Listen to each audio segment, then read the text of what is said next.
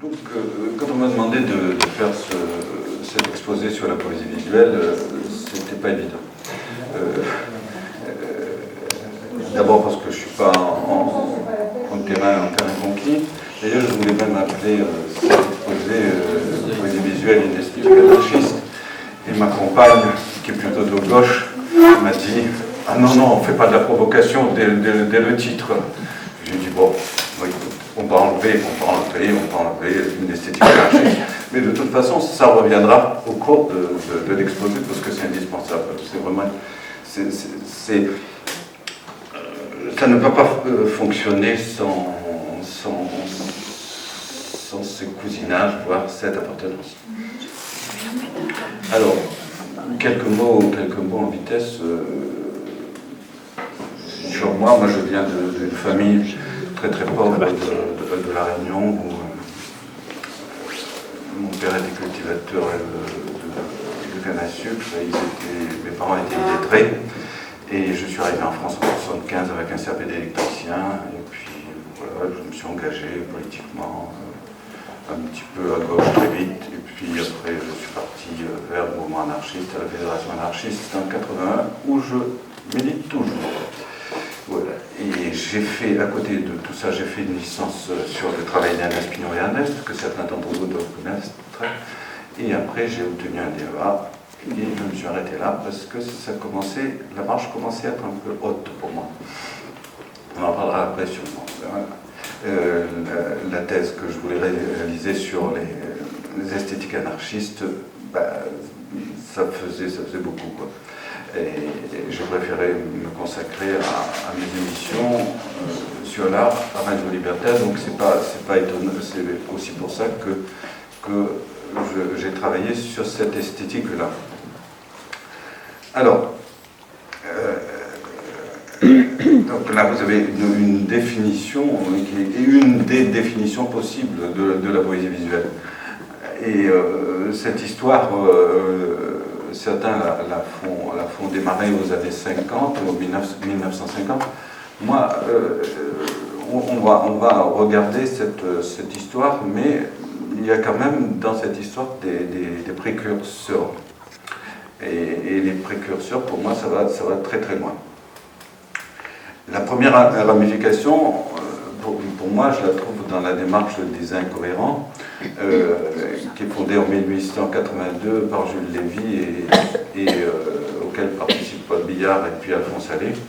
Et il y a ce tableau célèbre qui s'appelle Combat de nègres dans une cave pendant la nuit. On est en 1882, hein, on est loin du carré noir sur fond noir de Malevich, ou le carré blanc de Malevich. Donc,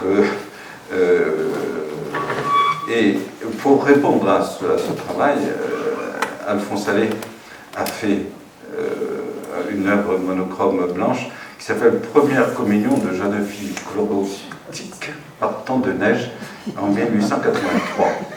Donc, voilà.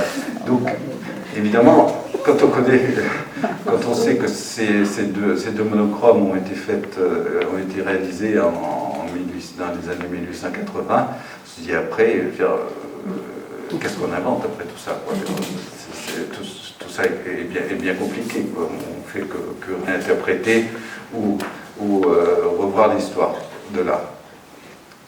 Donc ça, c'est pour le côté, je dirais plus provocation, dénonciation. Après, de l'autre côté des précurseurs, il y a bien sûr Guillaume Apollinaire avec ses calligrammes,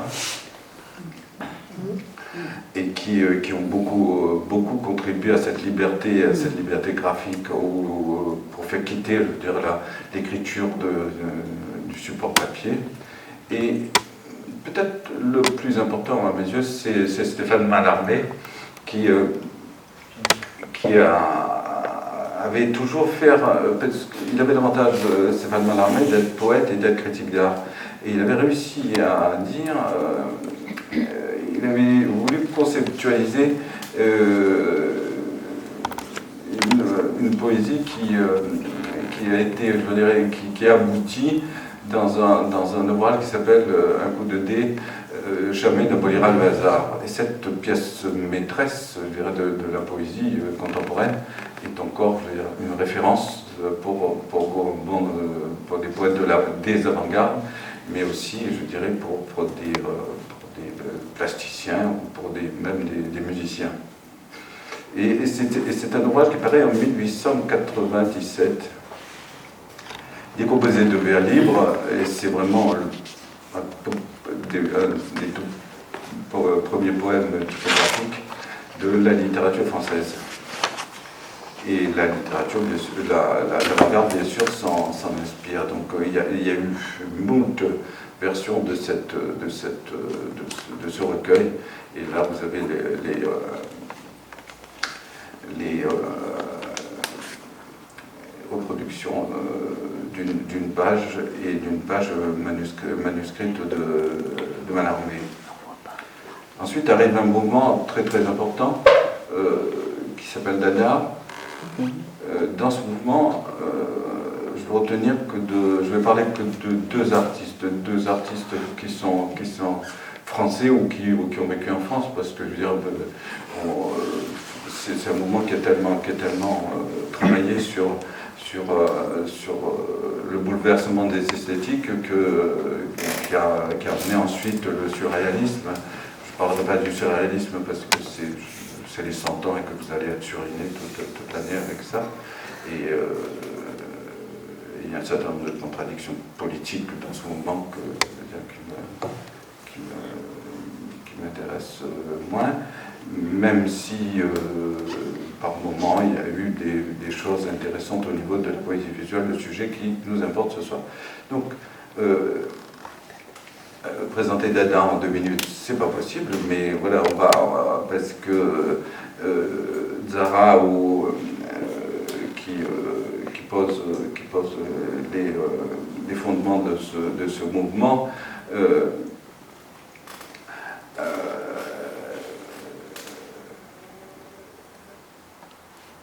Ils essayent de déconstruire cette vision de l'art très classique, très bourgeois,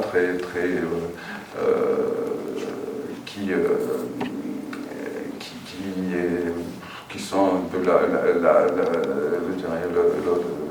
le colloïd, sans adhérer de leur point de vue, et ils essaient de remplacer par déjà des actions, je dirais, la naissance même, je veux dire, de la performance vient aussi de ce mouvement.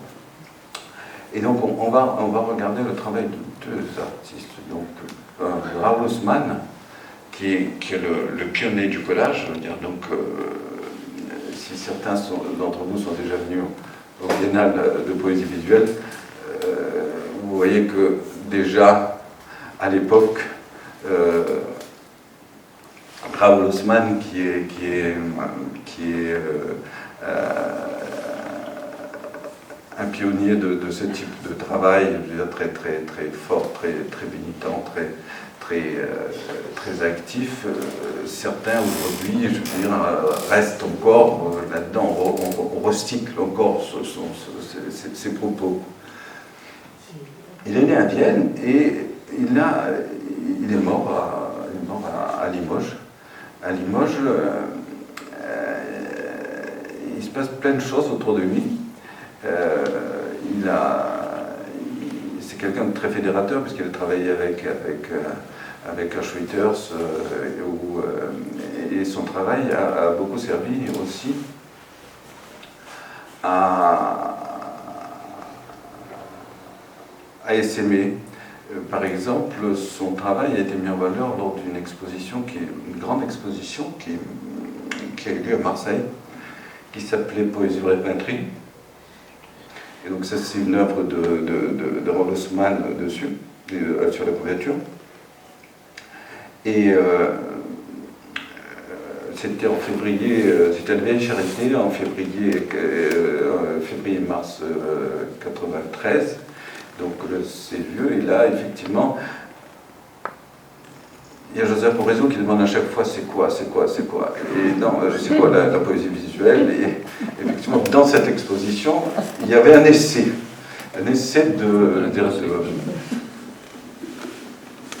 d'explication de ce qu'est peut être la poésie visuelle, c'est-à-dire que ça peut être de la poésure, donc la poésie ou de la peinterie. Donc, mais en même temps, tout ça reste très vague, puisque en même temps, il y a le jeu derrière. Il n'y a pas ce côté sérieux qu'il y a dans les beaux-arts. Il n'y a pas cette volonté non plus d'arriver au pinacle avec son art. Et à Limoges, d'ailleurs, j'ai oublié de mettre, il y a je ne sais pas si vous voyez ici, là, en haut, là-haut, il y a un fan club Raoul Haussmann à Limoges, et tous les ans, ils organisent des grandes manifestations autour du travail de Raoul Haussmann. Et le week-end dernier, d'ailleurs, j'étais à côté de Limoges, et il y avait un des membres du fan club qui s'appelle Rémi Bénard, qui a tout un tas de matériel chez lui, pour faire les défilés, pour organiser toutes ces manifestations dadaïstes qui étaient très chères à ce mouvement. Donc, aujourd'hui, on s'est beaucoup assagi.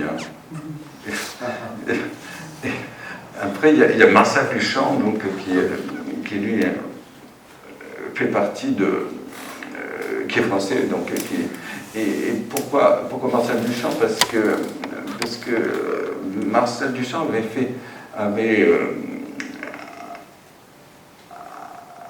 avait posé le principe dans lequel je me situe, mais d'autres l'ont fait aussi, d'autres après se sont agrégés sur cette définition en disant: je ne suis pas artiste, je suis un artiste. Je suis dans cette définition, c'est quelqu'un qui avait une formation classique, qui savait peindre, qui savait sculpter, qui était et qui a voulu poser un certain nombre de révolutions dans l'histoire de l'art. D'abord, il a inventé le concept de ready-made, c'est-à-dire qu'un objet manufacturé pourrait devenir œuvre d'art. Il n'y avait pas besoin de faire de travail dessus, et qu'on pouvait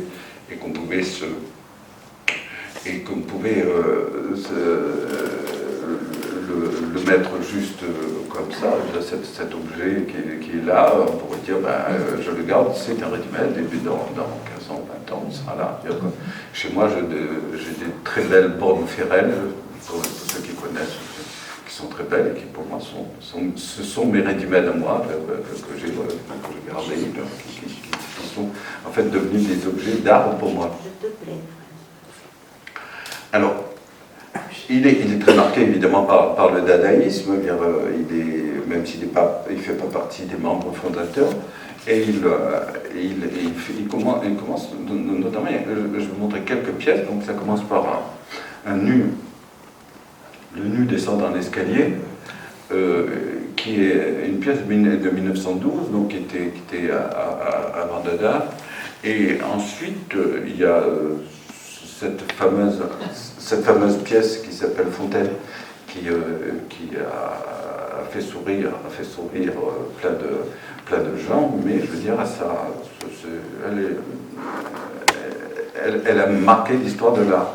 Et celle-là aussi, qui s'appelle Elle a chaud au cul, donc il a pris la Joconde, il a mis une moustache et une petite barbiche, et donc son titre est effectivement qui vient de... qui peut se lire aussi Elle a chaud au cul comme en parlant de la Joconde. Voilà. Donc ça, c'est vraiment, c'est vite fait là, au niveau des précurseurs. Et puis je dirais, l'histoire officielle de la poésie visuelle, elle a fait démarrer avec cet artiste qui est né à Esperanza en 1925 et qui est de mère bolivienne et de père suisse, qui s'appelle Eugen Gomguer, voilà, et c'est à partir de son travail que s'est affirmé le concept de poésie visuelle. Donc lui, il a institué en tant que tel, et donc à partir de là, sachant que, comme j'ai développé un petit peu, il y avait des choses qui étaient là, qui étaient en germe. Et lui, il dresse vraiment les principes de la poésie concrète et de la poésie visuelle. C'est-à-dire que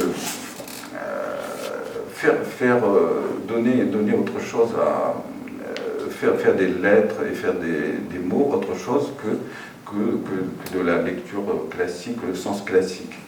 Donc on arrive avec quelques pièces donc, de ce créateur, enfin de celui qu'on a désigné comme le fondateur de la poésie visuelle. Donc il y a cette pièce importante, mais aujourd'hui, je veux dire, si vous regardez dans des œuvres d'artistes jeunes ou moins jeunes, ce type de travail est courant. Je veux dire, voilà, donc il n'y a plus de... Quand on va d'où on sort, c'est compliqué.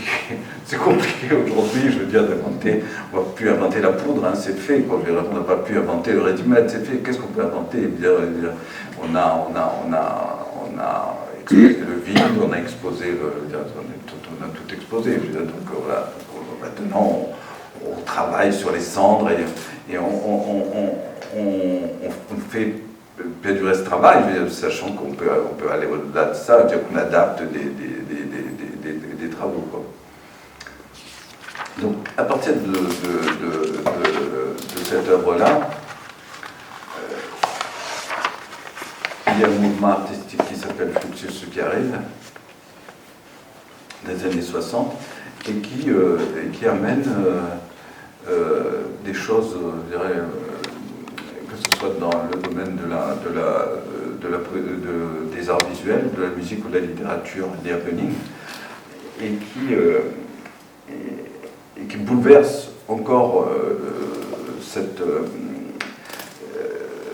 histoire de la poésie visuelle et qui montre en même temps son autonomie et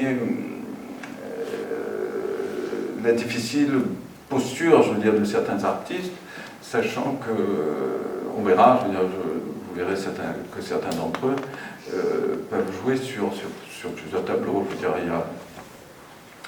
quand on va voir notamment le travail donc là vous avez le manifeste qui est de Fluxus, et un des plus grands artistes de Fluxus, c'est Ben, que vous voyez, qui était capable de tout à la fois de faire des œuvres et des bandes de prix très très chères, et puis d'être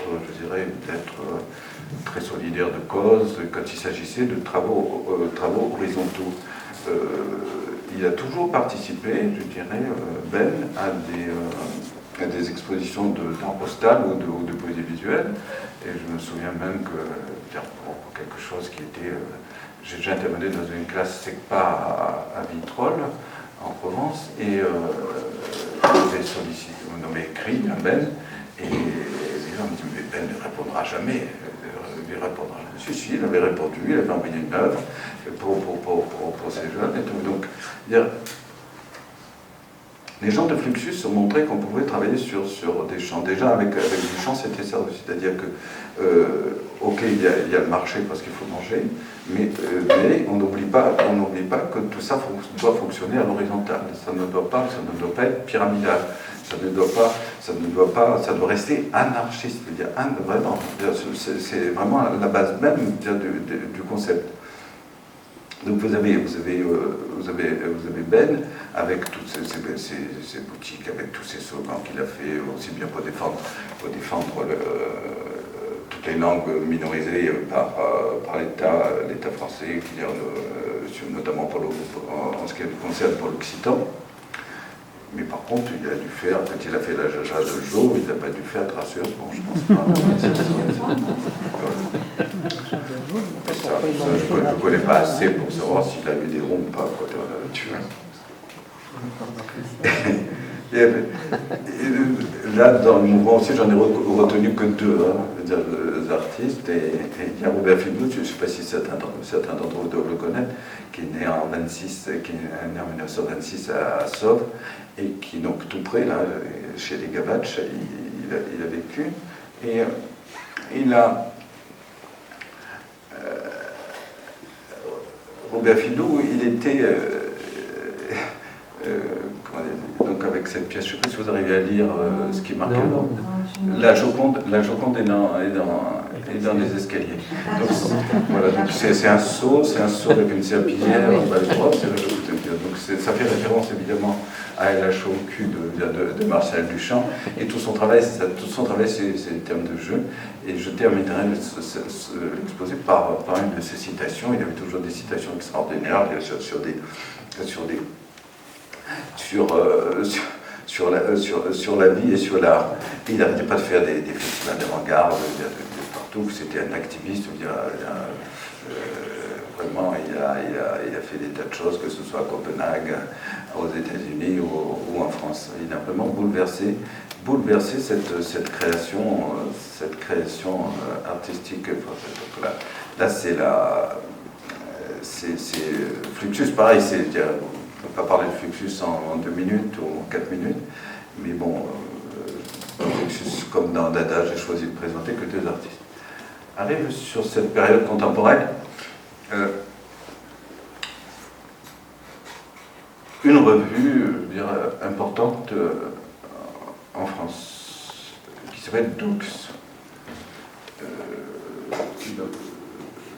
Pour porter ce travail, de toute façon, il faut des revues dans la mesure où il n'y avait pas d'autres médiums à l'époque.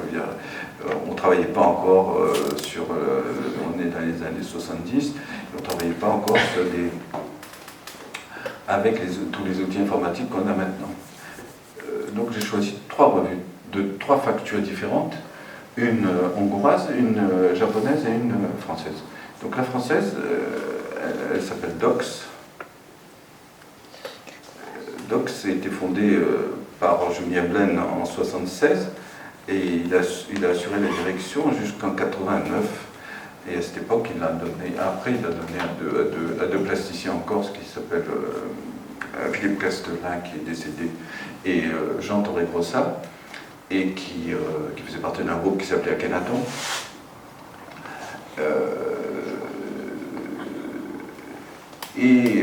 Depuis le décès de Philippe Castelin, c'est un jeune Parisien que revient le Parisien, mais qui est né à Charleville-Mézières, qui revient le poids de porter cette revue. Donc, 2 numéros, pour vous montrer. Donc, j'ai pris un numéro historique, Catalan et Yougoslavie. L'inverse, voilà. Qui a été fait en collaboration, c'était Gifréo. Gifréo qui avait coordonné la partie catalane avec Julien Blaine. C'était toujours des pavés comme ça. C'était vraiment des pavés. On se demandait des fois si ça se vendait pour le poids. Mais bon, il y avait... Je ne peux pas décrire comment ça se faisait parce que c'est encore frais et il faut attendre que l'histoire arrive pour parler. Donc vous pourrez les feuilleter après, mais vous verrez, c'est vraiment de ce qu'on peut appeler ce qu'on appelle nous, de la poésie expérimentale. C'était vraiment...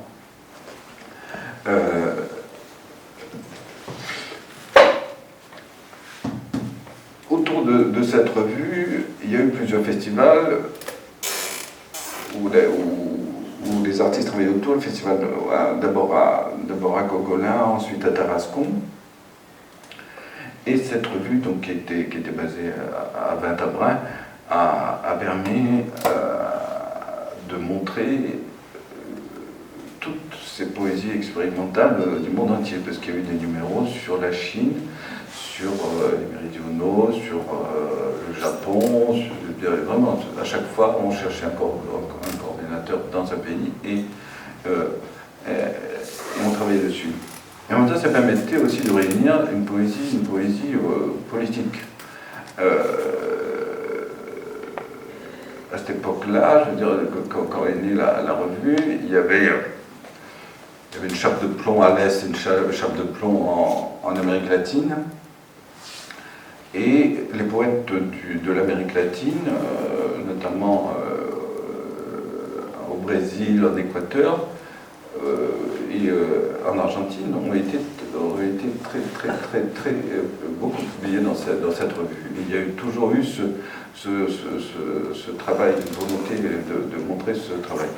Et puis aussi, je veux dire, autour de la poésie expérimentale chinoise, notamment avec le groupe des Étoiles, et un de ses derniers représentants qui s'appelle, des premiers représentants qui est venu en France, qui s'appelait Madécheng, qui est toujours vivant et qui vit toujours à Paris. Donc ça, c'est un numéro qui date de 78. Et là, c'est le premier numéro de la dernière série, donc qui est de 2024. Et 23, pardon. Et donc il y a de la couleur, mais il y a aussi, elle n'y est pas, mais normalement il y a une clé USB avec, parce que sur cette clé USB il y a de la poésie concrète, de la poésie sonore, ou des performances qui sont dedans. Donc c'est un objet qui revient très... prix de revient, déjà, c'est 50 €. Donc, c'est vendu prix coûtant, même. Voilà pour celui-là. Maintenant, il y avait dans la dernière version une aide du CNL, et celui-là n'a pas reçu l'aide du CNL. Par contre, cela, toute cette série-là, n'était pas fait avec des aides. Hein. C'était fait sans aide. Hein. Les premiers langues, c'était fait sans aide.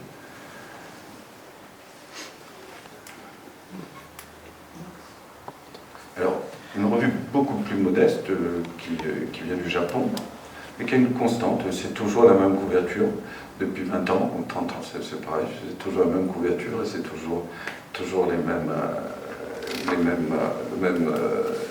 impressions sur le même papier à l'intérieur. Donc il est fait par un artiste japonais qui s'appelle Shinetabe Tanabe. En 2024, c'est toujours pareil, toujours delta, toujours ce petit delta qui revient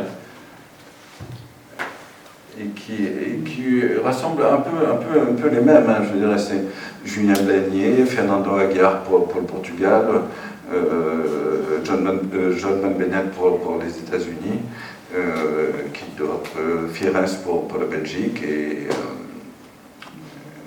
après il y a quelques Japonais, mais ce sont des revues qui sont internationales et toujours de manière horizontale. Moi j'ai aussi participé à quelques numéros.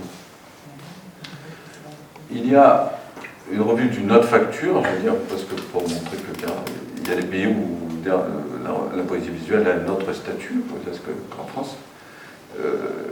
Donc là c'est une revue hongroise. Donc là vous avez des reproductions. Donc là c'est quatre de mes poèmes qui sont mis ici, et vous avez à chaque fois des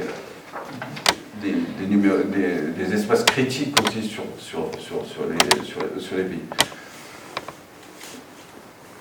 Je ne me hasarderai pas à dire le nom de la revue parce que c'est un peu sûrement j'écorcherai quelque chose. Je ne sais pas si ça se dit comme ça. Voilà. Alors, il y a beaucoup de pays où il y a des centres de documentation sur la poésie visuelle. Il y a notamment l'Argentine, le Brésil et l'Italie. L'Italie étant le pays de la poésie visuelle par essence, avec plein d'artistes qui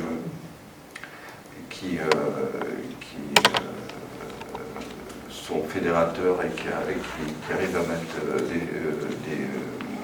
soit des expositions. Il y a des fondations qui défendent ce type de travail. Mais il y a un endroit au monde où vraiment la poésie visuelle est vraiment, je dirais,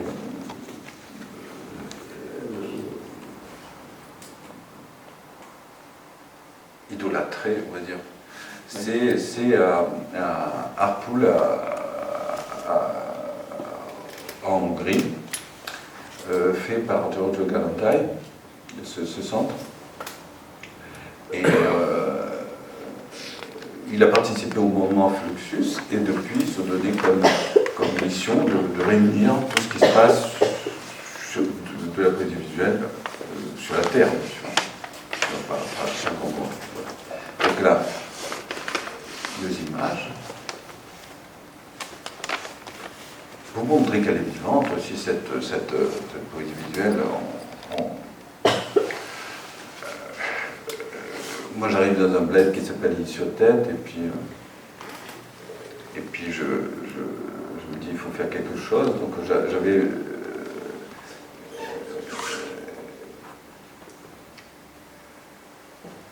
envie de travailler sur ces deux esthétiques anarchistes qui sont l'art postal et la poésie visuelle, parce que ce sont deux esthétiques qui fonctionnent à l'horizontale, que des grands artistes du bout de la terre comme Uno Pontes ou comme Clemente Padine ou comme Ryoso Cohen, que certains rencontrent chez moi, ou Roberto Kepler au Brésil, qui ont des statuts énormes dans leur pays, qui sont des vedettes, acceptent de participer à une biennale gracieusement, parce qu'évidemment, il n'y a pas les moyens de payer, il n'y a pas de moyens de renvoyer les œuvres arrivent et puis elles ne repartent pas. Ça reste chez moi. Et c'est en ça que c'est anarchiste. Donc je commence ce travail.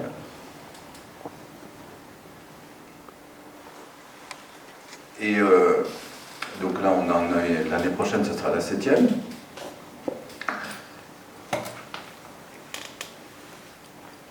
Donc ça prend cette forme-là, pour ceux qui n'ont jamais sont jamais venus. Donc c'est souvent des papiers qui arrivent, très peu de tableaux, c'est souvent des papiers donc, qui sont collés au mur et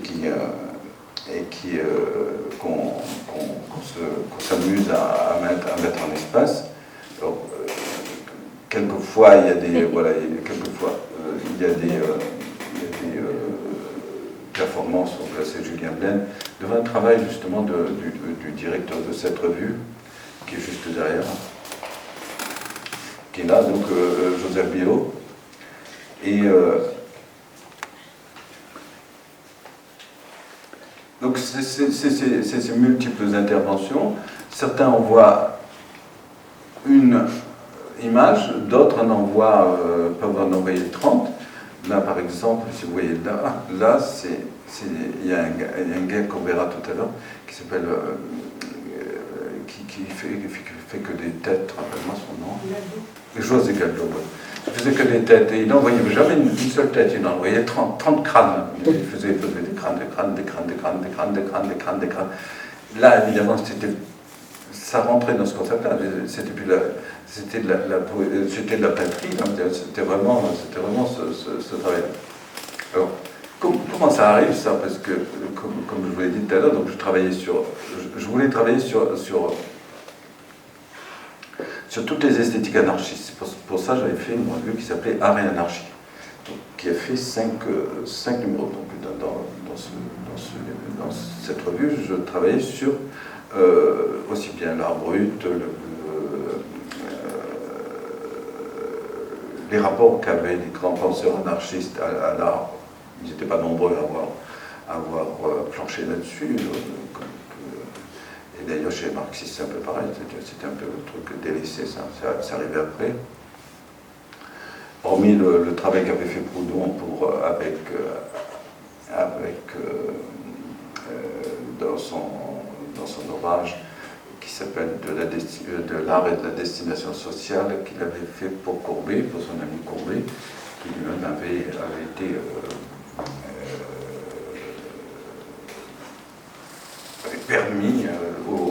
Louvre d'exister, parce qu'il avait dit au communard de ne pas brûler le Louvre, parce que ses œuvres étaient aussi au peuple. Alors, je m'aperçois que ça fait beaucoup de travailler sur toutes les esthétiques anarchistes, donc je ne travaille que sur 2, et après j'en travaille que sur une. Donc, et c'est là que je fais une revue qui s'appelle Nuire, et qui est là pour accompagner en fait la Biennale de poésie visuelle, parce que je me suis aperçu qu'il manquait un support concret. Il y a un catalogue tous les 2 ans, c'était pas suffisant, et qu'il fallait vraiment que ça circule entre tous les acteurs de cette qui entourait cette biennale.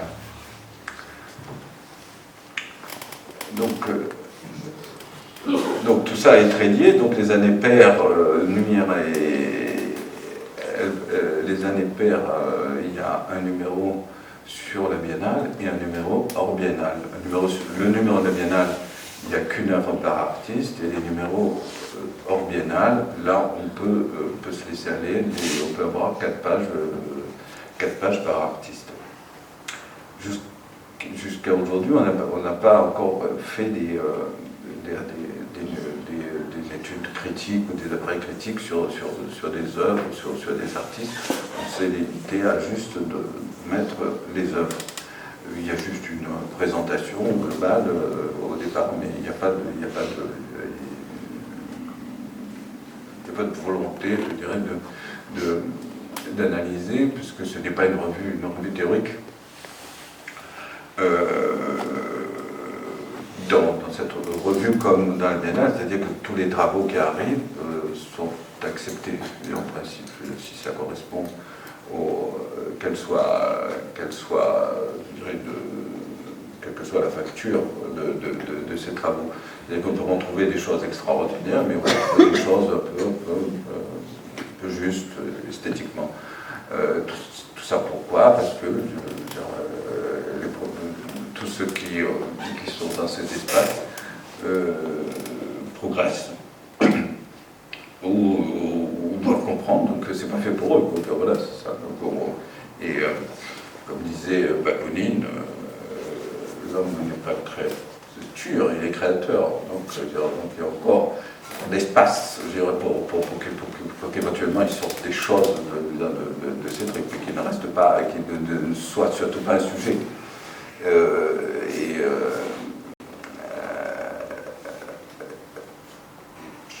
Ça, on voit chez certains, donc je ne dirais pas des noms, mais on voit chez certains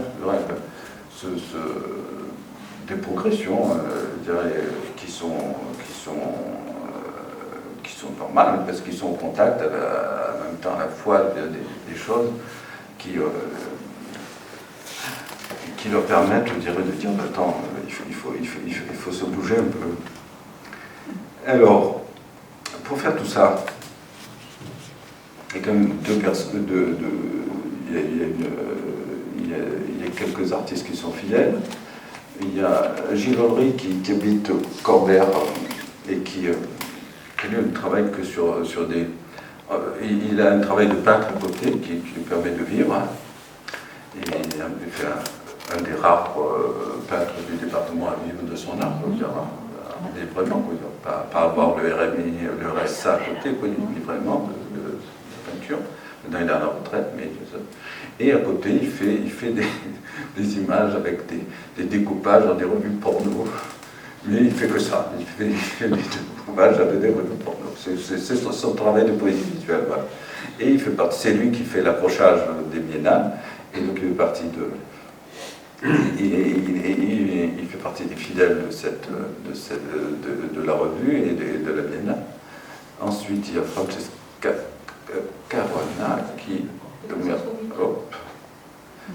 Caruana qui elle écrit les éditoriaux et qui fait des synthèses sur ce qu'il y a dans les numéros. Il y a mon vieil ami Julien Blel, donc qui fait toujours, lui, il mélange un peu tout, il fait de la poésie visuelle, il fait de la poésie concrète, il fait de la poésie, il fait de la performance.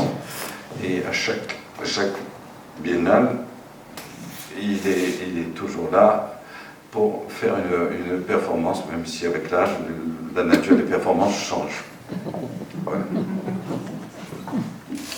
Est-ce que, je ne sais pas si vous connaissez une de ces belles performances, pour ceux qui, si vous avez été à Marseille, un certain nombre d'entre vous ont été à Marseille, une de ces performances, ça a été de se mettre en haut de l'escalier de la gare Saint-Charles, de se laisser tomber, de rouler jusqu'en bas et de faire. Donc ça rejoint le travail, je dirais,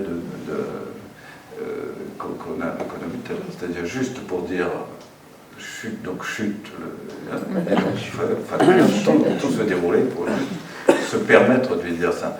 Mais pour faire des prises de vue, je dirais, des fois ça marchait. Il y a plusieurs niveaux dans cette gare Saint-Charles. Donc à chaque fois, il se relevait. Mais des fois il n'arrivait pas à rouler, donc il fallait recommencer la prise de vue. Donc peut-être qu'aujourd'hui, il paye un peu, de ce qu'il a pu faire, de cette carcasse. Il y a Étienne Estelle Chabin, qui est aussi un des très fidèles amis de Sauveur. Là, c'est un travail très politique sur la mise en parallèle de ce qu'avait fait l'État français au mouvement des Gilets jaunes et ce qu'avait fait l'État espagnol aux indépendantistes catalans. Et il y a donc José Galdo, donc, qui lui fait des crânes,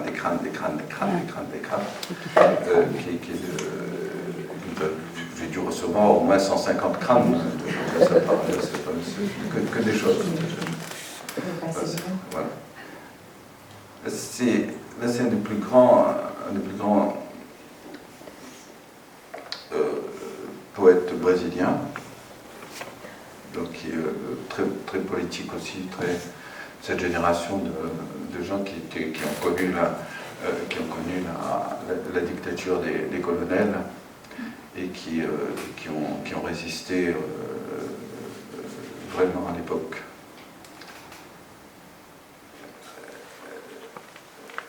Là, c'est M.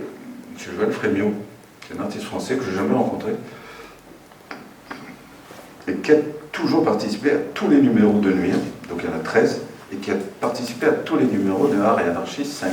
C'est un gars que je n'ai jamais rencontré, qui est juste pour les idées, me dit, on y va. Et donc, ça permet d'aborder quelque chose, donc, avec son travail, avec le travail que j'ai choisi de lui, mais on aurait pu l'aborder avec d'autres, avec d'autres artistes. Donc Joël Frémiot fait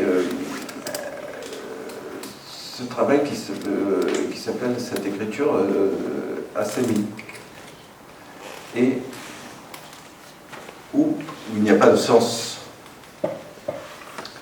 mais c'est quand même de l'écriture. Et donc, un grand nombre d'artistes qui font de la poésie visuelle, c'est ne donne pas de sens forcément à l'écrit, mais ça reste de l'écrit. Et c'est, je dirais, à peu près au moins 30% de la production de la poésie visuelle. Là, c'est un artiste grec qui s'appelle Desmotène Agrafotis, qui travaille beaucoup sur la banque aussi, c'est normal pour un grec. Il travaille beaucoup sur l'histoire de la monnaie. Et sur le liquide. Donc c'est une série qui s'appelle Poème liquide.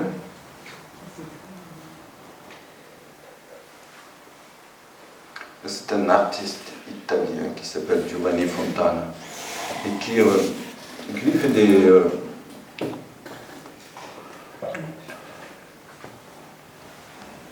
il est tout à la fois poète visuel, performeur, Il fait aussi de la poésie sonore.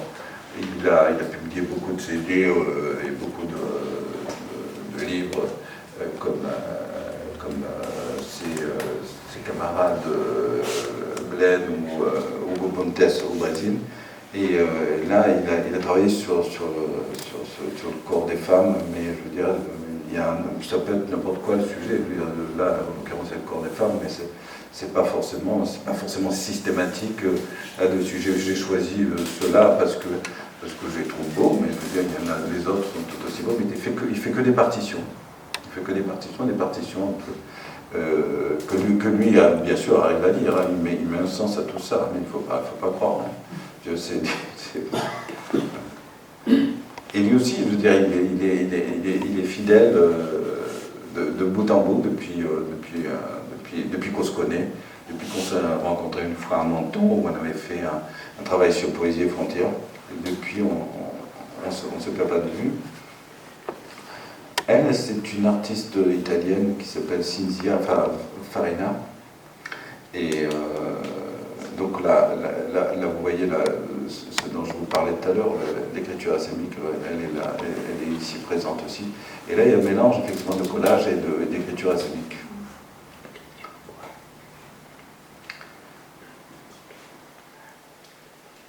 Là, c'est le travail d'une artiste marseillaise qui s'appelle Frédérique Aleverni et qui ne voit presque plus. Et ce qui est terrible pour elle, mais bien que nous ne voyons presque plus, vous voyez tout ça, c'est un travail très très fin, c'est une écriture, c'est de la vraie écriture. Là, c'est de la vraie écriture avec un vrai sens. Et même ici, alors qu'elle ne voit presque pas, donc elle continue à travailler, je veux dire, à se bousiller les yeux avec ce travail minutieux qu'elle fait. Mais c'est aussi ça l'art, c'est-à-dire on peut pas, on lâche pas comme ça, on tient le coup. Donc là vous avez les couvertures on aurait pu continuer plus longtemps, mais c'est le temps. Oui, qui sont là. Donc tous les formats A5 et là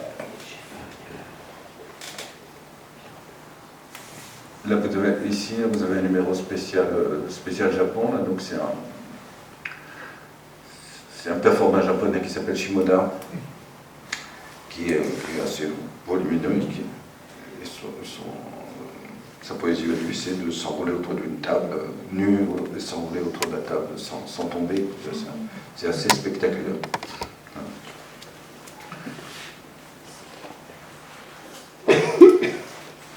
Et donc là, c'est les 4 derniers numéros de la revue là, qui sont en format A4. Donc avec un autre concept, avec ici un travail de Jean-Louis Bory, donc, qui est un grand poète aussi de la génération, fait partie des anciens, qui a plus de 80 ans maintenant. Là, en couverture, vous avez le travail de Kim Domen, qui est un artiste catalan du Sud, avec qui on va faire un travail l'année prochaine pour le Festival de Poésie des Despotes. Et ici, donc, c'est le travail de Joseph Biro, donc, qui a le poète hongrois dont je vous ai parlé, qui est responsable de cette revue. Et là, le travail de Frédérique Aleverni, dont je viens de vous parler. Alors, comme j'ai mis au départ, ça s'appelle Une histoire de la poésie visuelle pas de force. Et donc, ça se termine par une phrase de Robert Fillon qui dit « L'âme est ce qui rend la vie plus intéressante que l'art. » Voilà. Si vous avez des questions.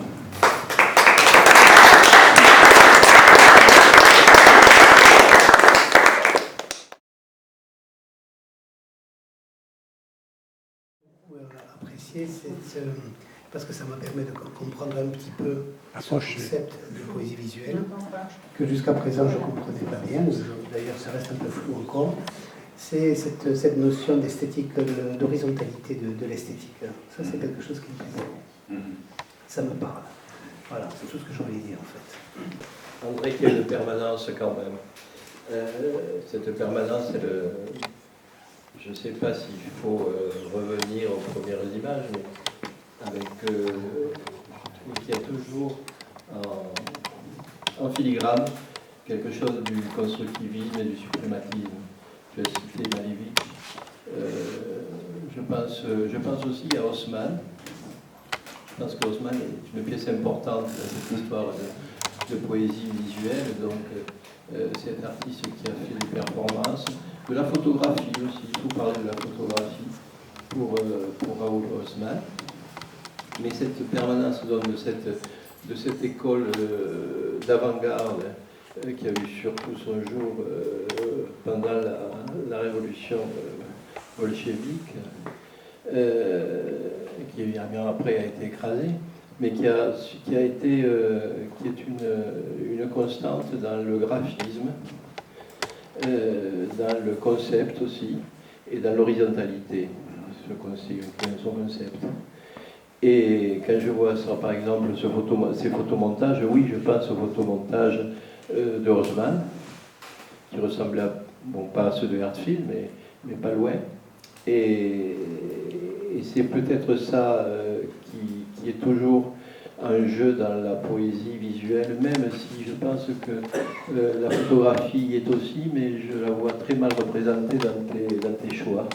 Et là, peut-être que c'est une expression qui est très minoritaire dans l'expression poésie visuelle. Voilà. Au niveau poésie visuelle, j'ai des réseaux, hein, ça fonctionne en réseau.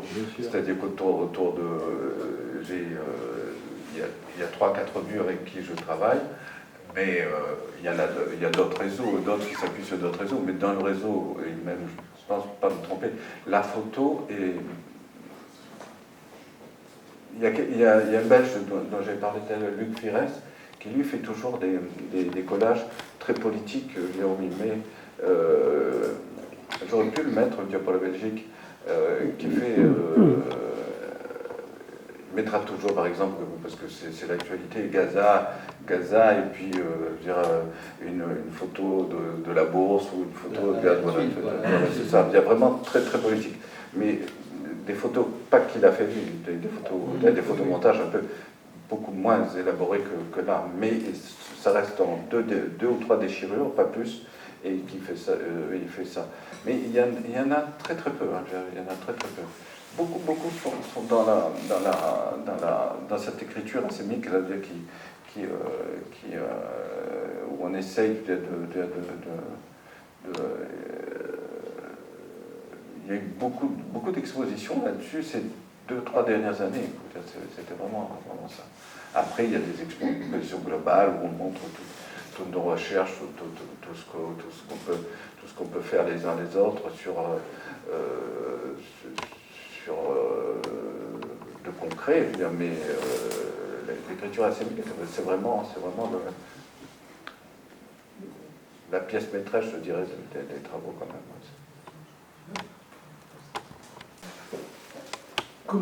Comment on peut définir la poésie visuelle? C'est une question que je me pose à la suite de ta présentation.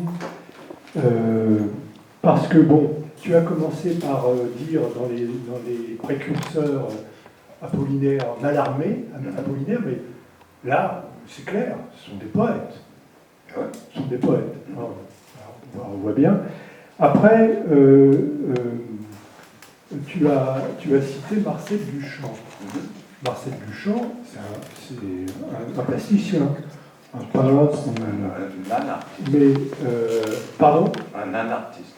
Oui, alors, voilà. Donc là, j'ai l'impression que cette notion de poésie visuelle est anti-académique. Elle fait exploser la classification qu'on a entre la poésie qui est quand même du langage, du langage verbal, des mots, et puis l'art plastique, qui sont des images. Donc là, on est entre les deux, hein, j'ai l'impression, entre les deux, et c'est ça qui est anarchiste dans cette pratique de l'art. Je ne sais pas. Précurseur aussi, je dis voilà, sûrement, ça veut dire que sûrement ceux qui ont pratiqué cet art se sont inspirés de ces travaux-là. Et qu'évidemment, on ne peut pas dire par exemple, Malevich, c'est l'inventeur du carré noir qu'il a inventé un monochrome, alors que d'autres avant lui avaient fait un monochrome. C'est-à-dire qu'on n'est pas tout seul, on arrive forcément, il y a toujours des histoires, enfin, il y a toujours des histoires dont on s'inspire. Alors, en quoi vraiment, pour comprendre, il faut aller dans ce catalogue de Marseille qui s'appelle Poésie et Peinture. Là, il y a effectivement c'est vraiment il y a des aspects théoriques qui permettent de comprendre, parce qu'effectivement, ça ne se limite pas. On appelle ça poésie visuelle, mais ça n'est plus de la poésie. Je veux dire, ce n'est plus de la poésie. Des fois, c'est de la poésie. Par exemple, le travail de Frédéric Guetta-Leviani qui est là. C'est qu'il est.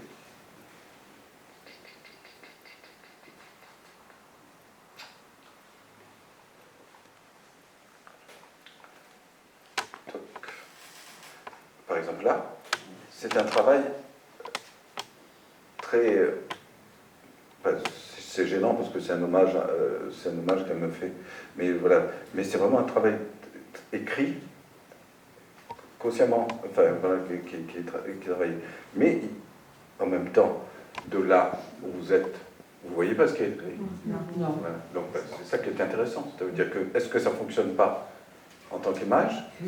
Voilà. C'est ça qui est intéressant. Ça veut dire qu'une lettre, c'est comme ready-made, c'est-à-dire qu'une image, le travail par exemple de John Brossa, qui est le plus grand maître catalan en matière de poésie visuelle, un A qu'on comprend, que vous verrez peut-être dans les parcs à Barcelone, vous verrez ce A, quel intérêt de mettre un A là, et pourquoi on ne mettrait pas un A?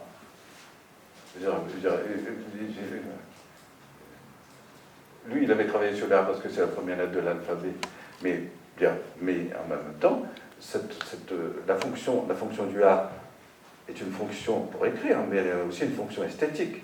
Et cette fonction esthétique, donc, c'est le poète visuel qui va lui donner, le poète concret qui va lui donner une autre dimension. Je ne sais pas si c'est clair ou pas. C'est-à-dire que qu'importe l'objet qu'on ait et qu'on le touche ou qu'on le transforme, c'est ce que dit, voilà, il change de nature. Il y a une poêle qu'on prend pour faire cuire des œufs, elle peut servir aussi à faire une œuvre dessus. Moi j'avais des 33 tours, qu'est-ce que j'ai fait? J'ai mis du gesso dessus et j'ai peint dessus. Je veux dire, voilà, l'objet même, 33 tours, va changer de destination.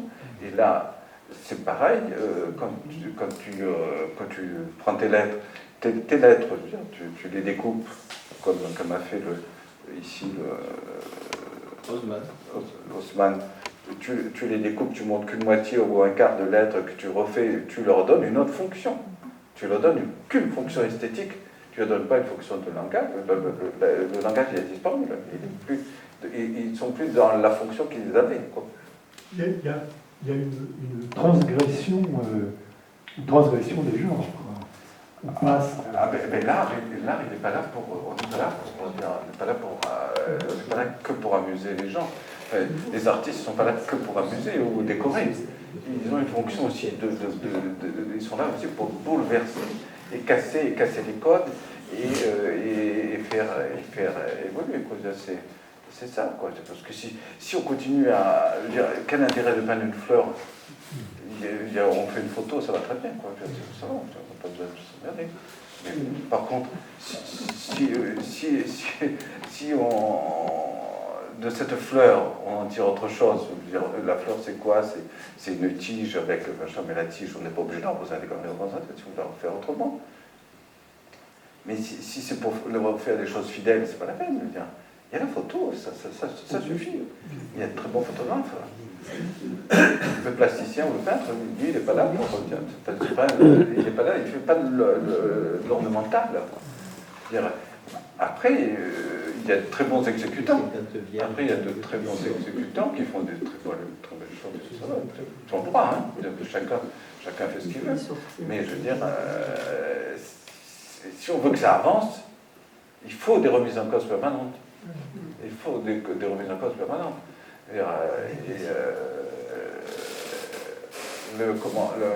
Et puis il faut pas se prendre non plus au sérieux.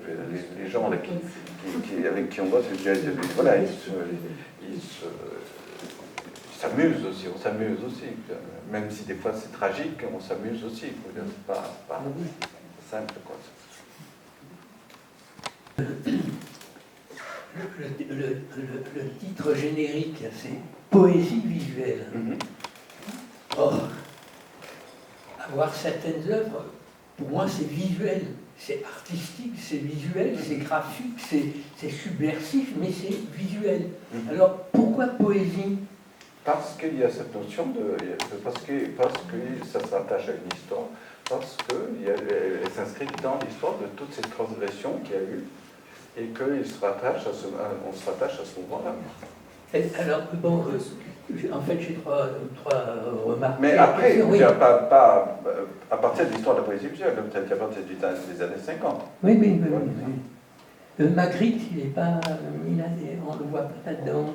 Si, c'est intéressant, mais c'est aussi décoratif. Magritte, ça rend tous les machins. Oui, mais la plume, c'est très décoratif. Oui, voilà, c'est ça. Mais la plume, elle est très décorative. La plume. Mais il faut lire tout ce qu'il y a autour. Ah oui. Oui. Sinon, je n'aurais pas mis sur la couverture. Non, mais la plume, elle est sur la couverture, non?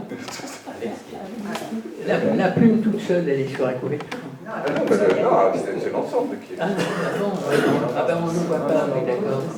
Alors, non, la plume toute seule, elle n'a pas d'intérêt. C'est le détournement de la plume qui est intéressant. Oui, non, mais je pensais que. Et la poésie, vous avez dit poésie postale ou. Art postal. L'art postal, c'est quoi ça? L'art postal, c'était. Donc il y avait, à une époque, il y avait deux blocs. Un bloc soviétique et un bloc, deux blocs répressifs, en Amérique latine. Et beaucoup d'artistes de ces deux blocs, moi je parle que de l'art postal politique. C'est la famille à laquelle je me réfère. Parce qu'il y a beaucoup d'artistes qui ont fait ce qu'on appelle des enveloppes décorées. Voilà, c'est ça. Mais moi, je me fais l'autre histoire. Il y a une autre histoire, une contre-histoire. C'est qu'effectivement, ça servait de lien entre les artistes des blocs qui étaient sous des jougs et les autres artistes pour communiquer, pour dire où ils étaient et pour donner les nouvelles. Et avec ce qu'on appelait un identifiant visuel, et on voyait la petite tête de Clémenté Badine qui était là et et on savait où il était, quoi. À la rigueur, il envoyait, par exemple, il avait réussi à partir de l'Équateur et partir ailleurs, et il envoyait juste dire je suis encore vivant, hop, je suis là, attention les copains, je suis là, faites passer, je suis là. Voilà. Et c'est ça, et c'est en ça que c'était vraiment des actes anarchiques, c'est-à-dire que c'était vraiment des actes à l'horizontale entre toute une série d'artistes là, et qui c'est des cousinages avec la poésie visuelle. Et d'ailleurs, certains s'y confondent. Il y a des tas de gens qui font les deux, quoi. C'est pas, hein. Mais ils font un type de travail pour leur postal et un type de travail pour quand c'est une exposition de poésie visuelle.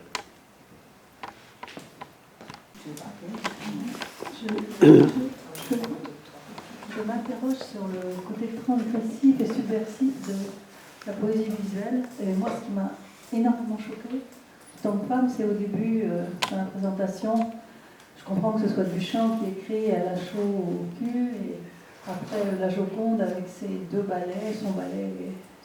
Bon, si ça s'affirme, si c'est de la transgression ou de la subversion, nous en sommes, nous les femmes, malheureusement, encore les victimes. On parle d'une œuvre d'art, on parle de la Joconde, et il y a des choses qui sont faites sur la Joconde.